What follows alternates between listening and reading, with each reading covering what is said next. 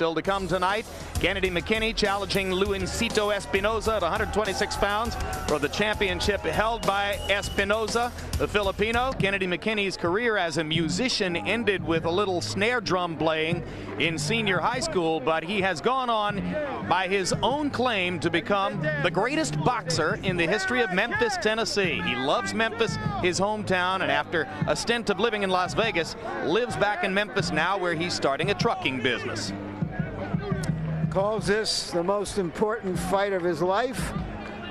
I'm sure he has said that on more than one occasion in the past, but it's a way of pumping himself up like a true professional, because at the end of this rainbow could be Prince Ahmed. 1988 American Olympic team should have had at least 4 gold medal winners, but Roy Jones, as you know, was robbed. Still, 3 Americans won gold in Seoul: Kennedy Mckinny, Ray Mercer, and Andrew Maynard. A closer look at King Kennedy. There you see the former junior featherweight champion. That's 122 pounds. Been idle for almost a year while waiting for Ahmed, and gold medal in Seoul.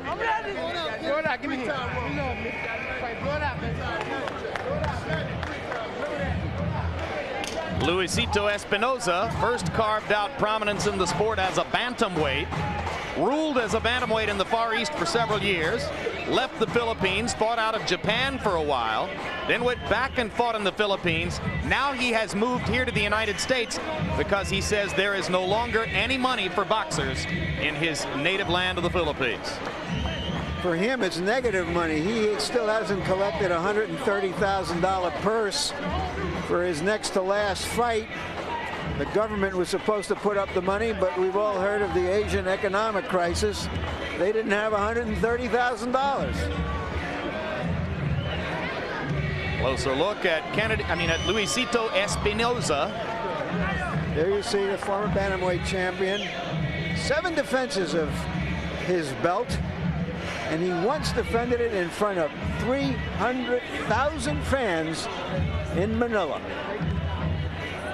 And now let's go to ring announcer Michael Buffer for the official introductions on this one.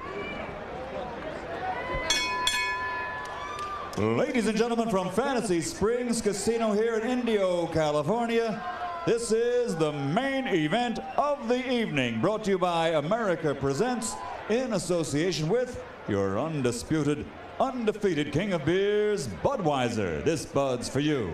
Along with Murad Muhammad, M&M Sports, and Main Events. This is 12 rounds of boxing for the WBC Featherweight Championship of the World.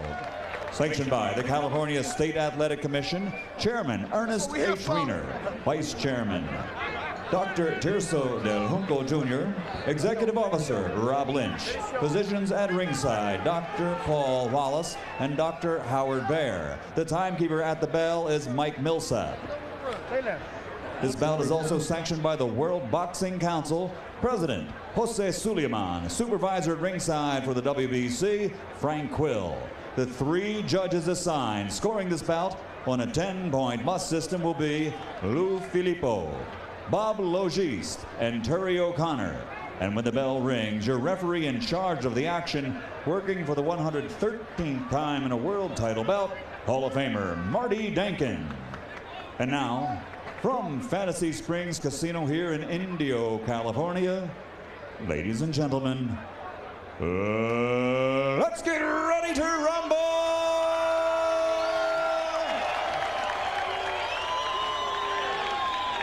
Introducing first, fighting out of the red corner, wearing red, trimmed with gold. He weighs 126 pounds. In 1988, he captured Olympic gold, and now, as a professional, his record stands at 33 victories, 19 by knockout, with 3 losses and 1 draw. He comes to us from Memphis, Tennessee. Here is the challenger, former 3-time world champion, Kennedy, the King Mckinny.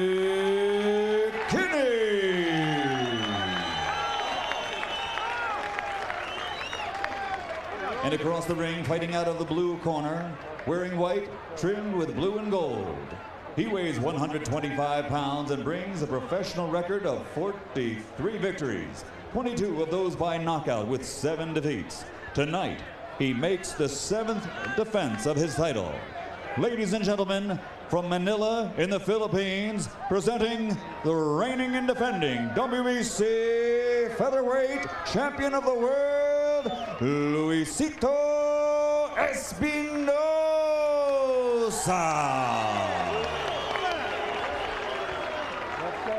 Everybody out but one person. Everybody out but one person. Everyone out but one person. Okay. Turn around, Kinnedy. You know your responsibilities. I've told you what mine are. Let's both do our jobs. Luis Espinosa has been stopped 3 times in his career. Kinnedy Mckinny knows it. Can he do anything about it? That's why he wants to go forward and land that big right hand. Watch out for headbutts. Espinosa has won 2 of his last 3 by technical win. Headbutts have marred at least a half dozen Luisito Espinosa fights. Kinnedy Mckinny, for his part, would like to keep Espinosa at range where he can work behind his jab and try to set up his big right hand. Espinosa, a relatively slow starter. Although there's a left hook that lands right away. Excuse me, Luisito, I didn't mean to offend you. Very smart boxer. Likes to take a look at his opponent first, see what his opponent has to offer, then he throws his shots. I think Mckinny may be trying to set him up, trap him some way into throwing that left hook more often. He took that in a very calm way. It's his best punch, Espinosa.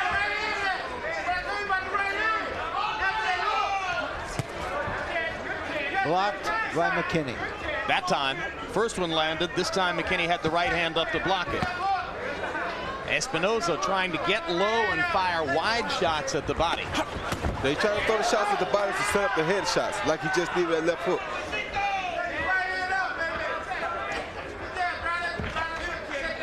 Interesting matchup between a guy who wants to set up his right hand, Mckinny, and a guy who wants to set up his left hook, Espinosa.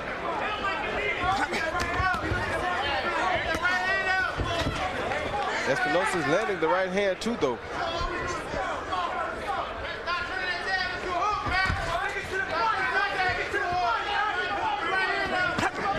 Mckinny with a right hand to the body and a left to the body, and he lands an uppercut, but Espinosa counters and drives Kinnedy back, then turns around and pounds him against the ropes as Espinosa has stunned Mckinny in the first round. And left hook hurt Mckinny bad. Yep. But he's weathering the storm pretty good. And now Kinnedy has tasted Espinosa's power, as we say. Yeah, but this is very smart by Espinosa. He saw him throw a barrage of punches at Mckinny, then he backed back and gathered himself once he saw that Mckinny was back together. So Espinosa showing you his vast experience. He's been a pro for 14 years. First professional fight on his 17th birthday. Down goes Mckinny as a right hand followed by a left hook. Landed on the chin. This has been more than a taste, Jim. This has been a buffet. Mckinny bleeding from the mouth. Espinosa left hook, trying to finish Mckinny in the final seconds of round 1. Now the right hand lands. And a slow starting Kinnedy Mckinny trying to fight back as round 1 comes to a close. All of those big punches are results of those big body shots earlier. You know what I'm saying? Give me a towel. Take one towel. One towel. Give me one. One towel. Come on. You all right? Man, you got to move to your right, okay? Okay. How you feel? Give me some water. Give me water. Give me water. Give me a towel on my back. Give me water. Mac, you got to stay to the right side. Look. Mac, you can't let him come up on you and just punch like that. All right? Like you got to move. Okay. Here we can take a look at the knockdown. That big right hand is what sent Mckinny off balance. A soft tap of the left finish the job that the right had started.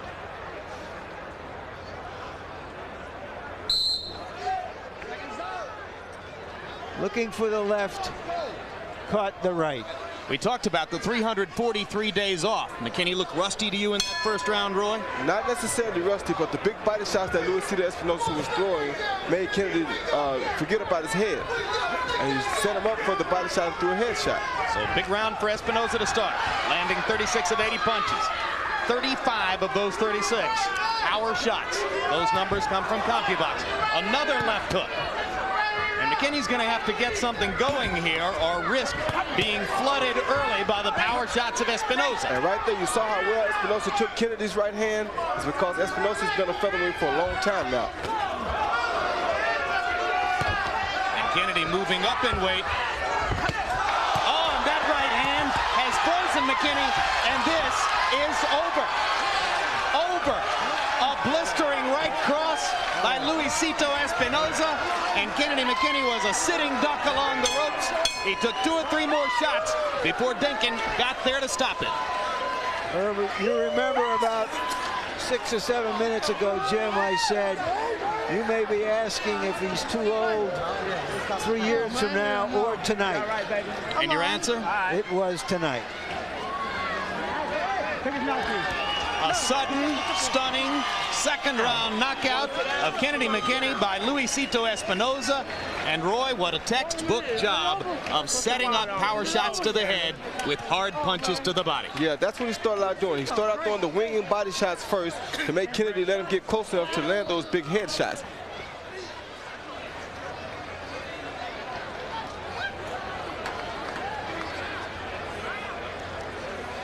You know, McKinney has always visualized fights and been very good at thinking about what might happen in a fight with an opponent. And he kept visualizing the left hand of Espinosa, and he was just wide open for the right. It was the right hand that got him, no question. Which is why you never go into a fight looking for one punch to beat you. Always go ready for anything. And McKinney was so cut and dried in his fighter meeting with us yesterday. He had a very clear and categorical picture of what he thought was going to happen in the fight. It was very convincing the way he described it to us. But Larry makes exactly the right point, because as McKinney tried to protect against the left hook, Espinosa blasted him out of there with right hands. So now the speculation turns to Luisito Espinosa versus Prince Naseem Hamed. Big fight, good fight. Can't imagine that the Prince's people are going to be desperately anxious to go ahead and make the fight off what they saw here, but if they do, give them credit for bravery and mark the date on your calendar. And now let's go to Michael Buffer for the official particulars. Ladies and gentlemen, referee Marty Denkin waves off the count of 10 following the knockdown and calls a halt to this bout at 47 seconds of round number 2. The winner and still WBC featherweight champion of the world, Luisito Espinosa.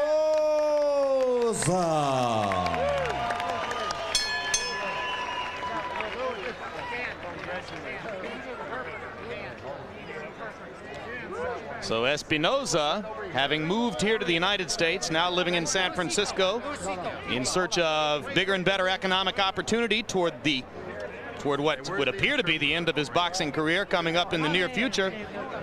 Congratulations, Luis, who is now kissing his bride, who is also his business manager and negotiates all of his contracts, and did a very good job outside of the ring as you did inside of the ring tonight. Yun daw kasama mo, marami daw siya daw ang manager mo, and she did a good job. Your comment.